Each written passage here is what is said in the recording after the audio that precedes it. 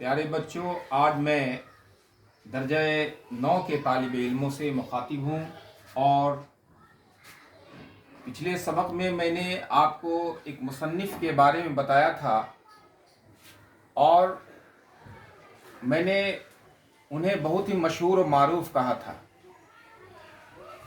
यानी प्रेमचंद। और प्रेमचंद के मुतालिक मैंने उनकी पैदाइश, उनके मौत और उनके दरमियान की जो ज़िंदगी है उनकी, और उन्होंने जो नावल और अफसाने लिखे हैं और मज़ामीन लिखे हैं उस पर हम लोगों ने गुफ्तगू की थी। और मैं उम्मीद करता हूं कि धनपत राय उर्फ प्रेमचंद के मुतालिक जो जानकारी पिछले सबक में मैंने दिया था आप लोगों को, वो आप लोगों को जहन नशीं हो गया होगा। अब मैं आपके निसाब में शामिल प्रेमचंद के उस कहानी की तरफ चलता हूं जो आपके निसाब में शामिल किया गया है।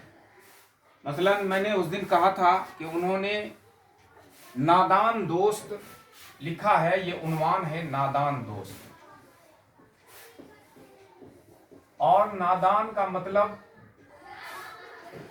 बेअकल होता है, नादान का मतलब जाहिल होता है, नासमझ होता है। लेकिन हम जाहिल के माने में इसको इस्तेमाल में नहीं ला सकते।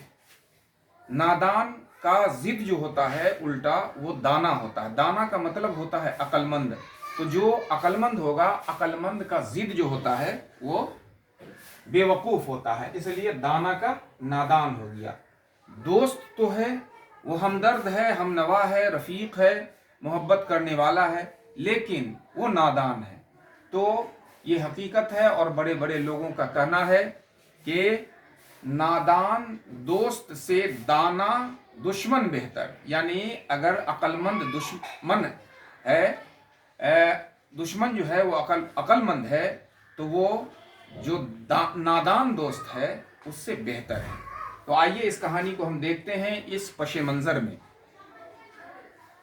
आपके निसाब में शामिल प्रेमचंद की इस कहानी नादान दोस्त में, इसमें जो किरदार है केशव, श्यामा, माँ, फिर चिड़िया, ये तमाम के तमाम किरदार हैं। केशव और श्यामा जो है ये मासूम बच्चा है। और आप लोग अपने अपने घरों में अगर देखे होंगे, अगर कच्चा मकान होगा तो उस कच्चे मकान में आमतौर से चिड़िया अपना घोंसला बनाती है। केशव और श्यामा का मकान भी कच्चा था, लिहाजा उसमें खपड़ेल मकान था, उसमें चिड़िया उसके कॉर्निस पर घोंसला लगाई हुई थी। ये बच्चा बहुत ही मासूमियत से लगातार उन चिड़ियों और चिड़ा को देखता रहता था कि वो चिड़िया आती, घोंसले में जाकर के थोड़ा तिनका रखती, और फिर ये मुसलसल वो श्यामा और केशव जो था इस को देख रहा था। और उसके दिल में एक तजस्सुस पैदा हो रहा था कि ये चिड़िया जो अपना घोंसला बनाती है तो उसमें वो अंडे देगी, बच्चे होंगे, किस तरह के बच्चे होंगे, कैसे होंगे, ये लगातार उसके मन में सवाल उठता रहता था। तो ये मुसलसल हफ्तों बीत गया। तो उसने एक दिन ये तहैया किया, दोनों भाई बहन ने मशवरा किया कि इसके घोंसले के ऊपर देखा जाए कि क्या है, ये किस तरह से ये घोंसला लगाई है। लिहाजा वहां तक तो कॉर्निस तक तो केशव पहुंच नहीं पा सकता था। तो एक दिन दोपहर का वक्त था, गर्मी का मौसम था, और माँ ने दोनों बच्चों को ले जाकर के घर में सुला दिया था। दोपहर का वक्त था और माँ भी खुद सो गई थी। तो माँ जो सोई हुई थी तो माँ को नींद आ गई, और ये बच्चे तो पहले से ही मशवरा कर चुके थे कि इस घोंसले को जाकर देखना है, लिहाजा उसे नींद नहीं आई। माँ को सोता देख वो धीरे से उठता है और अपने घर के किवाड़ को खोल करके और वो दीवार तक पहुंचता है, लेकिन वो उस कार्निस तक तो पहुंच नहीं पाता है। लिहाजा वो केशव और श्यामा जो है दोनों जाकर के नहाने वाली चौकी लाता है, फिर स्टूल लाता है, और फिर स्टूल के सहारे जो है वो कार्निस तक पहुंचता है। और हाथ बढ़ाता है। जैसे ही वो घोंसले की तरफ हाथ बढ़ाता है तो चिड़िया और चीड़ा जो है वहां उसके हाथ को देखते ही उड़ जाता है, और उड़ने के बाद वहां से वो भाग जाता है। तो केशव जो है देखता है वहां पर कि वहां जिस तरह से दरख्तों पर चिड़िया घोंसला लगाती है उस तरह का घोंसला वहां नहीं है, बल्कि ये अलग तरह का थोड़े से तिनके वहां रखे हुए हैं और उस तिनके पर 3 अंडे रखे हुए हैं। ये देख करके उनको ऐसा महसूस हुआ कि ये अंडे तो कहीं गिर नहीं जाएंगे, फिर बच्चे इसमें होंगे तो ये छोटे छोटे तिनके पर किस तरह से रहेंगे। लिहाजा उसने अपनी बहन को कहा कि कुछ कपड़े लाओ, और उस कपड़े से गद्दे को बनाया। गद्दा बनाने के बाद जो है उस घोंसले में रखा, घोंसले पर फिर उस अंडा को उठाया और अंडा को उठा करके उस गद्दे पर रखा। फिर जो धूप आ रही थी उस धूप के साया के लिए उसने क्या किया कि एक छत नुमा छज्जा वहां पर डाल दिया। फिर थोड़ा सा पानी और थोड़ा सा दाना ला करके उसके चिड़िया के सामने। ये बच्चों का जो मिजाज होता है, प्रेमचंद ने बच्चों के नफ्सियात को बड़े खूबसूरती के साथ यहाँ पर पेश किया है। ये दिखाने की बात है कि बच्चों की नफ्सियात जो होती है वो कैसी होती है, क्या सोचते हैं। बच्चों के जहन में घुस करके प्रेमचंद ने इस कहानी को हमारे सामने में लिखने का और रखने का काम किया है। लिहाजा बच्चों का जो जहन बनता है उस जहन के मुताबिक वहां पर चिड़िया के जब बच्चे होंगे तो चिड़िया को बहुत परेशानी होगी खाना लाने में। लिहाजा उसने वहां पर कुछ दाने रखे और कुछ पानी वहां लाकर रख दिए, और फिर वहां से वो उतर करके और चुपके से अपने घर की तरफ आ रहे थे कि दरवाजा खुला। माँ ने उसे देखा, कहा कि तुम लोग क्या कर रहे हो बाहर में, तुम लोगों को तो मैंने सोने के लिए कहा था। फिर वो वहां से बच्चों को ले जा करके और फिर सुला दिए।